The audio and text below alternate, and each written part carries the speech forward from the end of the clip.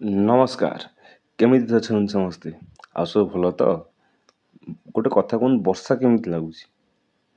ସେ ତମ ସାଙ୍ଗ ବର୍ଷା ନୁହେଁ ବା, ଯୋଉଟା ବାହାରେ ଆକାଶରୁ ପଡ଼ିକି ରାସ୍ତା ପଚ ପଚ କରିଦଉଛି, ସେ ବର୍ଷା କଥା ପଚାରୁଛି।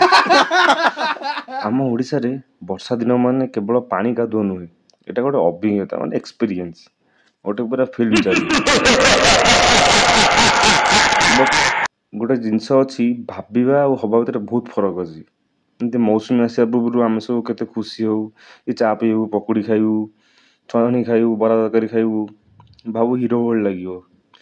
କିନ୍ତୁ ବର୍ଷା ଆସିଲା ପରେ ହିରୋ କ'ଣ, ଜଣେ ଭିଲିଆନ୍ ଭଳି ଲାଗେ। ସେ ନିଜର ବାଇକ୍ ପକେଇଛି କି ସିଏ ତାକୁ ଭଲ ଭାବରେ ଜାଣିଛି। ରାସ୍ତାର ଖାଲ, ଏମାନେ ଖାଲ ନୁହନ୍ତି, ଏଗୁଡ଼ାକ ହେଉଛି ଆମର ଓଡ଼ିଶାର ମାର୍କ, ମାନେ ଜିଆଇ ଟ୍ୟାଗ୍ ଭଳିଆ। ଏମିତି ସୁଇମିଂ ପୁଲ୍ ରାସ୍ତାରେ କେଉଁଠି କେତେ ଗଭୀର ଅଛି ସେଟା ଭଗବାନ ଜାଣନ୍ତି।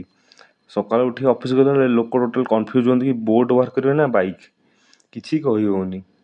ଆଉ ସବୁଠୁ ବଢ଼ିଆ ହେଉଛି ଯେଉଁ ଟ୍ରକ୍ ବସ୍ ରାସ୍ତାରେ ଯାଉଥିବେ, ଯେଉଁ ସ୍ପିଡ଼ରେ ଯାଉଥିବେ, ତାର ପାଣି ଛିଟକା, ସେଥିରେ ଟୋଟାଲ୍ ଗାଧେଇ ହେଇଯିବ। ସବୁଠୁ ବଢ଼ିଆ ସ୍କୁଲ ପିଲାଙ୍କର ବର୍ଷା ଦରକାର, ଅଫିସ୍ ପିଲାଙ୍କ ଲୋକଙ୍କ ବର୍ଷା ଦରକାର ନାହିଁ।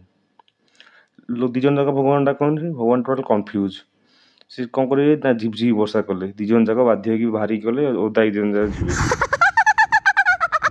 ଆଉ ବର୍ଷା ହବ ମାନେ ଲାଇନ୍ ସହିତ ତାର ଗୋଟେ ଭାରି ନାଗନାଡ଼ି ସମ୍ପର୍କ।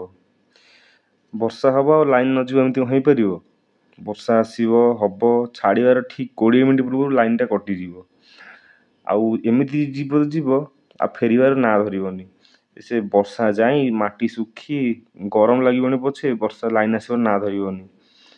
ସେ ଲାଇନ୍ ଗଲାବେଳେ ଏମିତି ଲାଗେ ମୋବାଇଲରେ ଚାର୍ଜ ନଥିବ, ୱାଇଫାଇ କଟିଯାଇଥିବ, ଏମିତି 20 ବର୍ଷ ପଛକୁ ପଳେଇବ।